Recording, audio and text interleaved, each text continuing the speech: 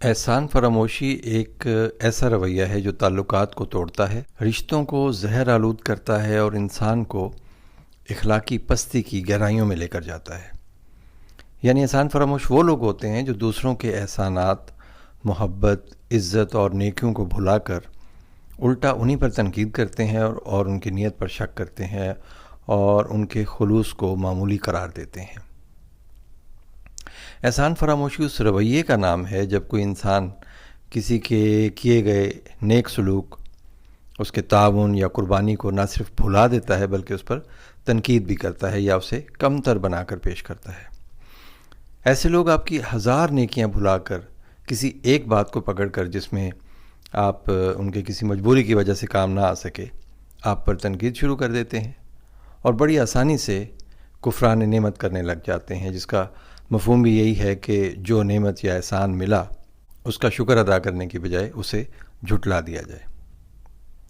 اب سوال یہ پیدا ہوتا ہے کہ یہ لوگ احسانات کو معمولی کیوں سمجھتے ہیں؟ کچھ لوگوں کے لیے یہ ایک انا کا مسئلہ ہوتا ہے، یعنی بعض لوگ کسی کا احسان قبول کرنا اپنی انا کے خلاف سمجھتے ہیں، وہ کسی کی اچھائی تسلیم نہیں کرنا چاہتے، اس لیے وہ اس کے کیے گئے اچھے کاموں کو چھوٹا بنا کر پیش کرتے رہتے ہیں تاکہ وہ خود بہتر محسوس کریں۔ یا پھر وہ لوگ جن کے دلوں میں کھوٹ یا حسد ہوتا ہے یا بغض یا کینہ ہوتا ہے، وہ کبھی بھی کسی کے خلوص کی قدر نہیں کرتے۔ ایسے لوگ اندر سے کمزور ہوتے ہیں اور وہ دوسروں کی نیکی سے اپنے آپ کو غیر محفوظ محسوس کرنا شروع کر دیتے ہیں۔ پھر کچھ ایسے بھی لوگ ہوتے ہیں جو دنیا کو متاثر کرنا چاہتے ہیں۔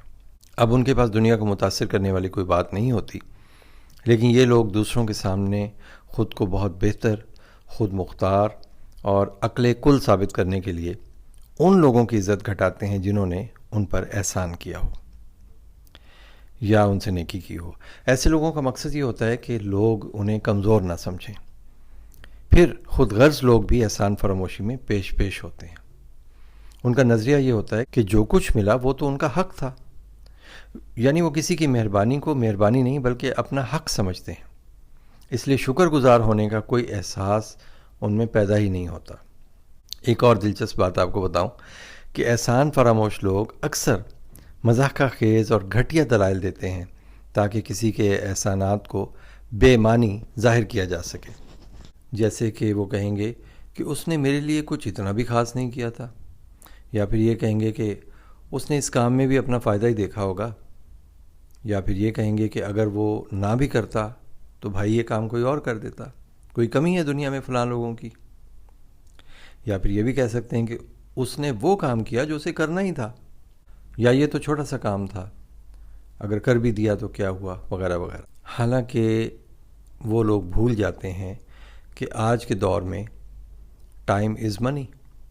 اگر کوئی 5 منٹ بھی آپ کے لیے نکالتا ہے اور وہ بھی بغیر کسی مطلب کے، تو اس کی قدر کرنی چاہیے۔ تو ان کے یہ جملے صرف اپنے ضمیر کو مطمئن کرنے کے بہانے ہوتے ہیں تاکہ وہ شکر گزاری کی اخلاقی ذمہ داری سے آزاد ہو سکیں۔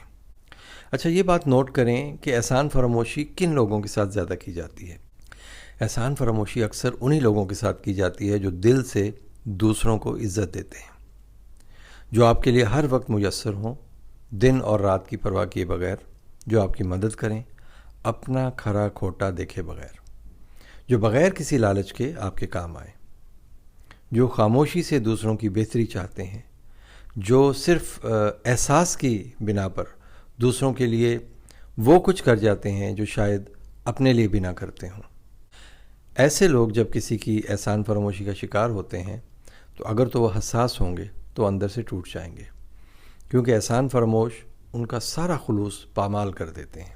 دوسری طرف دیکھا جائے تو احسان فراموش ان لوگوں کے احسان نہیں بھولتے جو ایسے لوگوں کو ان کی اوقات میں رکھتے ہیں، جو ان سے طاقت میں اور رتبے میں زیادہ ہوں یا جن کے سامنے ان کی ایک نہیں چلتی۔